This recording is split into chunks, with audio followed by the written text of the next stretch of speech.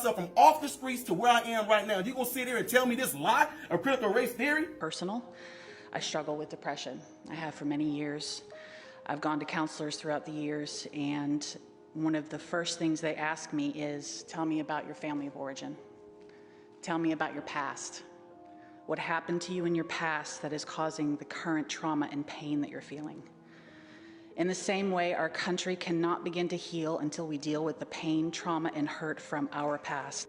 This the reason why black folks can't get ahead because of white folks? Are you kidding me? This is what we come to now. I can't believe we even talking about this right now. The last thing I'm gonna say right here is something that's crazy. Martin Luther King said he wanted his kids to grow up in a world where they are judged by the contents of their what? Their character. To stop pushing the agenda that diversity and truth in education is all about indoctrination, shaming, or placing guilt at the feet of white people. Not their skin. If they letting this stuff go on right now, it is absolutely doing the complete reverse of what he's doing. So when February comes, don't talk about Martin Luther King. When February comes, don't talk about Black History Month. Y'all gonna sit there and just pretty much pee on his grave with this nonsense? In self-pity, I would do all I could to help them to be the very best versions of themselves, even if it hurts to point out some painful truths about their behavior. In the same way, we have got to be honest with ourselves and admit that systemic racism is real. That's exactly what's about to happen. Lastly, we are talking about our kids. We are talking about our children. What's so sickening about me, I love the Discovery Channel. You will see that on the Discovery Channel, animals will put their lives on the line to protect their children from danger, to protect their children from what we call predators. No one is asking you to get up and place your head on the chopping block for the wrongs of the past. People are simply asking for their stories to be heard and taught as ours have been for generations. My name is James and welcome to This Beautiful Crazy Life. This is a channel where we talk about everything: politics, religion, theology, current events, media, music, whatever interests me from a Christian lens. And today we're not going to really be cracking up our Bible, so we won't be doing a Bible study today or anything like that. This is just more of my ideas of critical race theory and American conservatism. Now, I titled this video, Why I Hate Critical Race Theory and Why I Hate American Conservatism. Now, why did I title that besides for clickbait? I think both of these ideologies have problems and strengths within them, and I want to explore those things very quickly. So first, critical race theory. What is critical race theory? I can tell you this. Whatever you think critical race theory is, you probably don't understand it. Most Americans don't understand it. Most people are critiquing it, have only read selected readings from critical theorists. Critical theory is a very big theory that includes feminism, intersectionality, black liberation thought, and liberal sociology, Marxism, all that stuff into like a bunch of different things at once. It's not inherently Marxist, but it does have some Marxist like influence on there depending on how you follow the origin of CRT. There's actually two different origins of CRT depending on you ask. For a lot of conservatives, they like to bring up Michel Foucault, who is this French philosopher dude from like France, while a lot of liberals will trace back to like early 20th century America with W.B. Du Bois, who was this American sociologist and civil rights leader, and they will look toward things like the civil rights movement as people who use critical race theory. They'll bring up the example of Brown versus the Board of Education, or even Martin Luther King. Yes, Martin Luther King. Martin Luther King definitely used it, critical race theory and critical theory, to make an assessment on American culture. If you don't believe me, read his book, Why We Can't Wait. It will shock you. If that book came out today, conservatives will call it a Marxist book or communist, which makes sense because they did call Martin Luther King a Marxist and communist.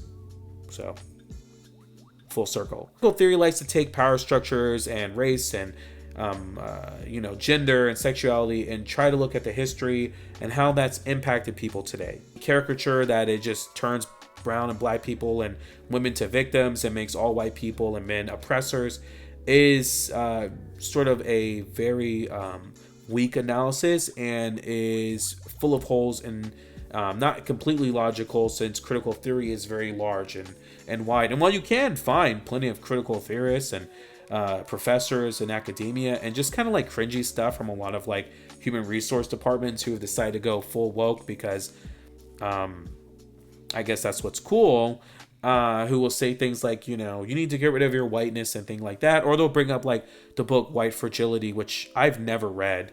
so I don't actually know what's in there. It's a very large philosophical thought. And then we have American Conservatism, which is a philosophy that is more than just low taxes and personal freedom.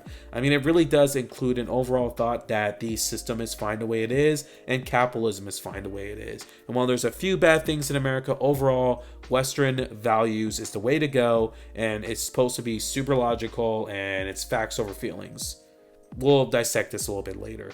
But these are sort of the two thoughts that are sort of fighting for the soul of America. Now, my problem with critical race theory is its super focus on systems. While I do think it's important to dissect systems and look at history and try to figure out the trace of it, you don't necessarily need critical race theory. And sometimes it's maybe not even helpful to see things from only a black person's lens or a Mexican lens or whatever it is.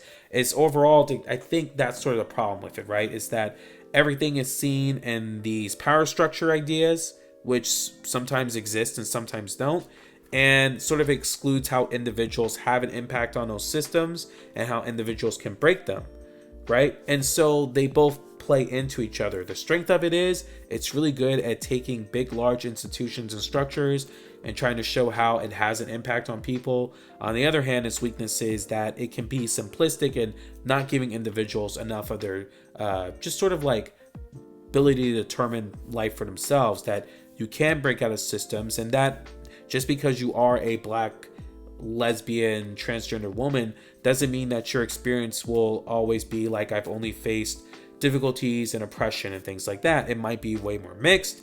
You might come from a family in a place that's very affirming in that area, and you might have grew up very well, especially if you grew up in a liberal state. The other thing too is that the way that critical race theorists sort of view American history overall, I mean, they're the ones who will use the language like slavery was the original sin, or the indigenous genocide of Native Americans, right, is the original sin of America, and that America is just inherently racist and top and bottom down. And sometimes this will go into full just like inaccuracies. Like a lot of conservatives have criticized the 1619 Project, but they criticize everything that liberals do, because there actually were historical inaccuracies in there. And sometimes this stuff where people just say things that aren't true. Like, I'll give you an example that I like that kind of spread around. The whole idea of like the master bedroom, they believe comes from a like slavery term, but because the master would have lived in the biggest house in the room. As the master would have lived in the biggest house in the room. But there's actually no evidence of that at all, right? You can't really find that in print. Like, this is just something people say. The first time you'll see that term is from a like Sears catalog, which some people trace more the idea of like England, the master of royalty and things like that, right? Which story is true? I don't know. But people will see that and be like, see, racism is with everywhere in America, even with no proof at all. A lot of things in critical race theory sometimes aren't tested super well, can be very unscientific, and is kind of seen as a scientific fact at times, or just a fact because someone said it. It can also make it very hard to question people, because people can use their personal experience over everything else, which can be problematic. My experience as a black man can be unique. It doesn't necessarily mean what I'm experiencing is always real, right? It could be that I perceive things to be a certain way, but it doesn't mean that it's actually true. But because sometimes critical theory will sometimes take experience over facts. Now let's go over to conservatism, because it does the same thing when it comes to that. Sometimes conservatives say they're super logical, but they are super hyper individualistic, extremely patriotic, and is very unquestioning of America's role in things like racism, sexism, genocide, right? It can be very like, these things happen, but they're not super bad. And actually, let's just watch this Fox News clip to show you my point here. Starting with you, Bill Bennett, the haters never take a day off from hating, that is clear. And they never take a day off of getting the facts wrong. We know most of our forefathers, all of our main founding fathers, were against slavery, recognized the evils of it. There's a great piece to that end on Heritage called 1776, not 1619. So what that lady said was just untrue, right? There was 54 signers, I believe, of the Declaration of Independence, and about 46 of those people were slave owners. So she lying. Why is she lying? Because conservatism is about conservating the power structures. That's what conservatism has always been about. And for conservatism in America, it is the capitalist system that exists, right? And so the idea is like, hey, we have all these good things for most people. Like, some people aren't doing as well, but they just need to work harder, or we'll just solve those problems there. But overall, America's good. And, yeah, some people are impacted like 60 years ago, which isn't that long, and kind of ignores the very complex history of race in America. Overall, things are fine. I said, like, sometimes, liberals will use their personal experience over facts. Conservatives absolutely do the same thing as well. And so hyper-individualism, the experience of the individual, is so high that it actually does go over facts. It is really like Ben Shapiro says, he's facts over feelings. But in fact, like, conservatives have a way they view the world and use their own personal experience as an example of how everything should be, or the example of others. They'll use someone like Barack Obama, who became the first black president, and say, see, black people don't have issues because a black man became president, but will ignore things like just how black households have less wealth than white households by like a good amount. And at least with critical theorists, they'll try and figure that out. Well, a lot of times conservatives will be like, well, this is just a value issue. These people aren't working hard enough, and they're very reluctant to get the government involved in any way, which sometimes government has a role to play. And that's the two problems with these ideologies, One is very dependent on government to do everything, while the other one is only the individual. Now, in reality, is this how these two ideologies always practice stuff? No, I mean, we're missing a little bit of nuance here, but overall, how we have these conversations with America and how our politics is dictated, that is why it is this sort of like strange collectivism versus this very bad hyper-individualism, where in fact the world would probably work better if we had a much more better, not necessarily balanced, but nuanced view of these, understanding that you as an individual can break your societal norms for your cultural and background group or economic group, while at the same time knowing that these things have an impact on how individuals operate.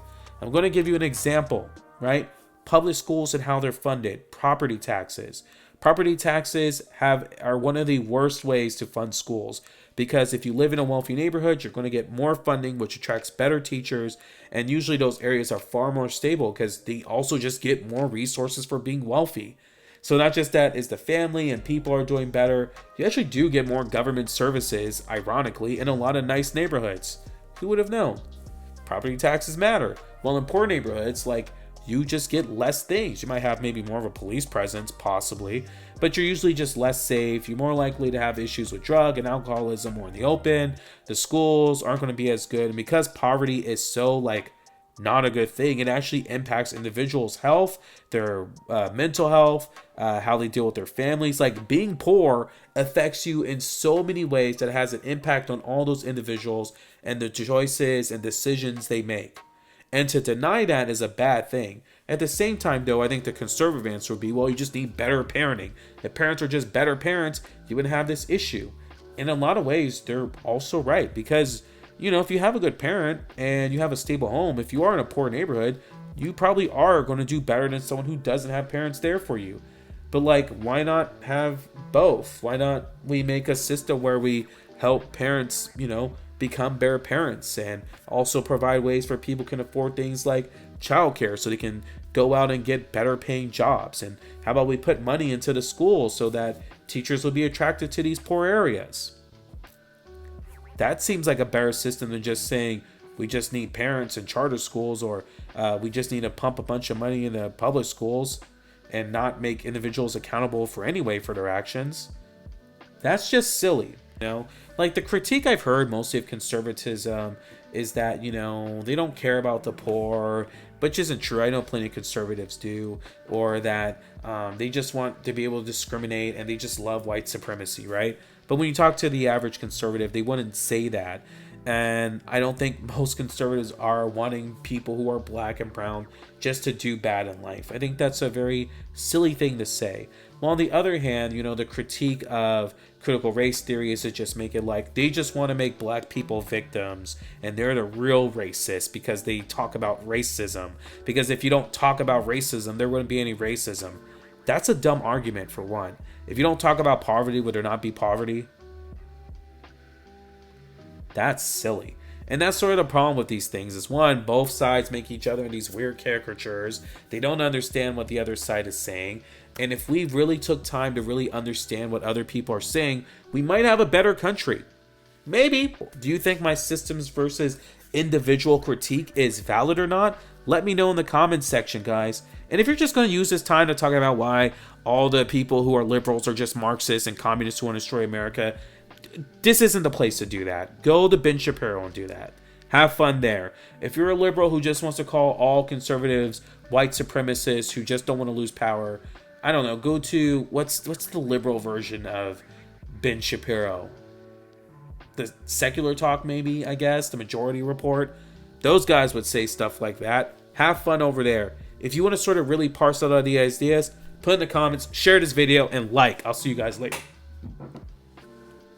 Oh my goodness. I'm going to keep that in the video. See you guys later.